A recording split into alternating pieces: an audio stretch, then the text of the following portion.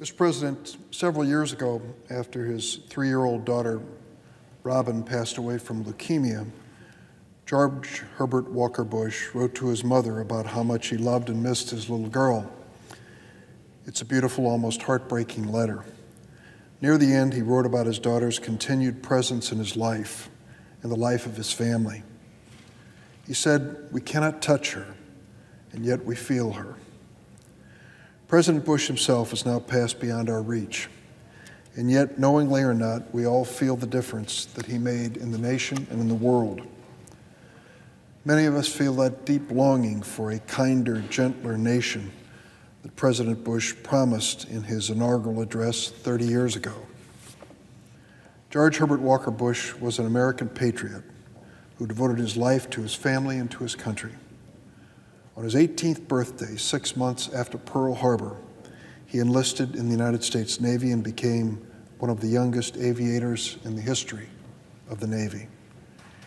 He was discharged 1 month after Japan's surrender, but he never stopped serving America. There's a book entitled Flyboys, which tells the story of the squadron which George Herbert Walker Bush was part of, and the deadly mission they were given in the South Pacific. He flew some 58 missions as a Navy pilot. In this particular assignment, he was shot down and 2 of his crew were killed in that confrontation. Fortunately for us and for him, he was rescued by a submarine. And there is that grainy black and white film of his being fished out of the ocean by that American submarine and his life saved.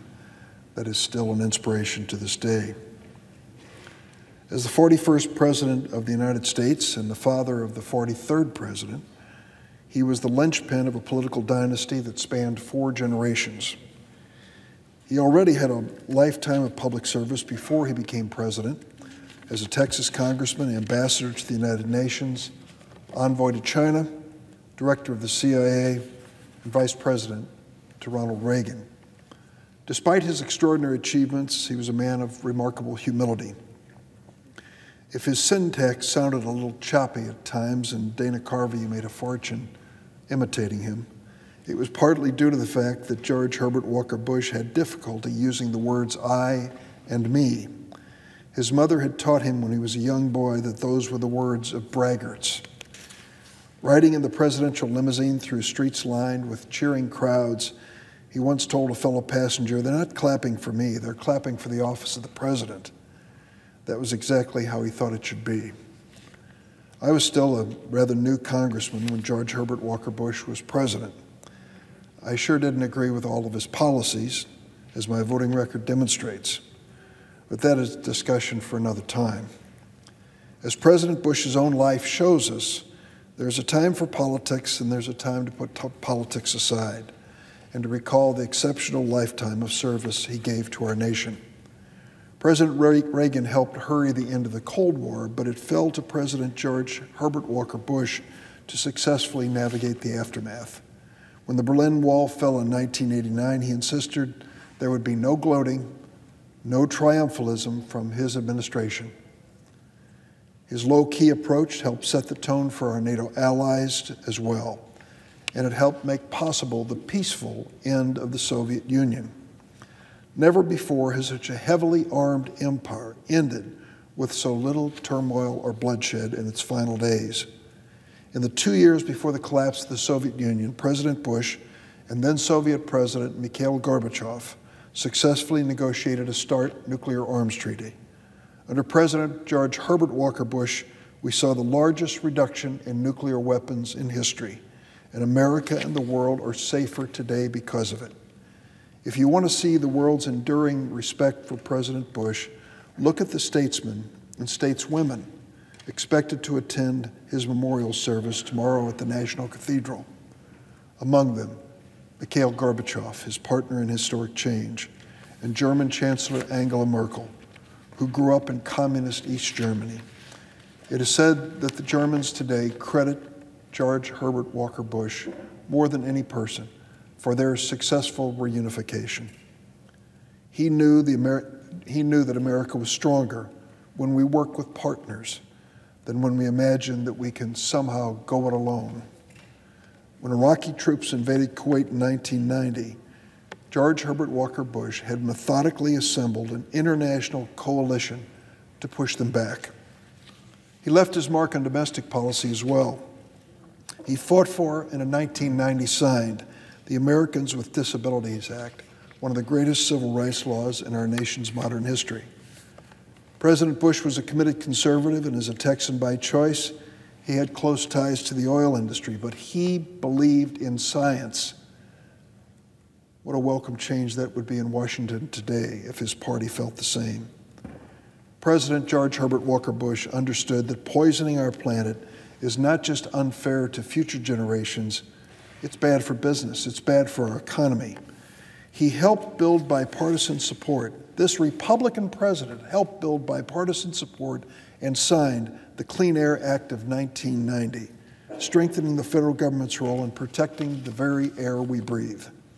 He signed the Global Change Research Act of 1990, establishing an interagency federal council to improve understanding of global change and to devise a plan to reduce the risks of climate catastrophe. What a sharp contrast to the current administration. George Herbert Walker's work was the work of a leader. Between 1980 and 1990, America's budget deficit tripled to $220 billion, driven largely by the Reagan-era tax cuts. In 1990, with a lot of criticism, President Bush had the courage to sign a tax increase, as President Reagan had before him, to help pay down the deficit for future generations. He put the interests of future generations ahead of his own short-term political advantage, and he paid a heavy price in the next election. He may have even lost because of it.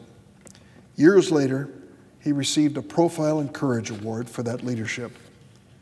In his inaugural address, President Bush said that the real strength and greatness of America came from 1,000 points of light, the countless acts of decency and compassion we show to each other and to those in need. In his post-presidential year, he remained a committed advocate for volunteerism and community and national service. He was active in domestic and global humanitarian activities, often alongside former President Bill Clinton, an old political opponent turned ally. In 1995, after a domestic terrorist bombed the Murrah Federal Building in Oklahoma City, killing 168 people, injuring 680 more, the National Rifle Association sent out a fundraising letter denouncing the federal agents of the Bureau of Alcohol, Tobacco, and Firearms as, quote, jackbooted thugs, close quote. Former President George Herbert Walker Bush reacted with anger. He denounced that vitriol by the NRA as, quote, a vicious slander on good people, end of quote. He publicly resigned his NRA lifetime membership, placing conscience ahead of political calculation. Like John McCain and others who have experienced personally the terror of war, George Herbert Walker Bush did not confuse politics with war. He did not mistake political opponents for enemies. He understood that people can have differences of opinion and both still love the country. Our sadness at losing him seems partly a reflection for our own deep, deep yearning as a nation today for the kind of leadership and character and integrity and honesty and courage that he brought to the office of presidency. In his first inaugural address, President Lincoln pleaded with the nation on the knife's edge of war. He said, "We are not enemies, but friends. We must not be enemies." Lincoln urged us to be guided by the better angels of our nature. In his own inaugural address, President George Herbert Walker Bush also spoke of all Americans as friends. Let me read two short sections of his remarks. "My friends," he told us, "we are not the sum of our possessions. They are not the measure of our lives. In our hearts, we know what matters. We cannot hope only to leave our children a bigger car, a bigger bank account. We must hope to give them a sense of what it means to be a loyal friend, a loving parent, a citizen who leaves his home, his neighborhood, and town better than he found it. And what do we want the men and women who work with us to say when we're no longer here? that we were more driven to succeed than anyone around us, or that we stopped to ask if a sick child had gotten better and stayed a moment there to trade a word of friendship. President George Bush went on to say, and I quote, "America is never wholly herself unless she's engaged in high moral principle. We as a people have such a purpose today. It is to make kinder the face of the nation and gentler the face of the world." My friends, he said, we have work to do. As a tribute to George Herbert Walker Bush, who lies in state in the rotunda of the United States Capitol, the 32nd person to be so honored in our history, let us try to remember we are not enemies, but friends, and may we summon the courage, the wisdom, and the humility to put the interests of our nation and our world ahead of self-interest. In closing, my wife Loretta and I send our deepest condolences to President Bush, his family, and all who knew and loved him.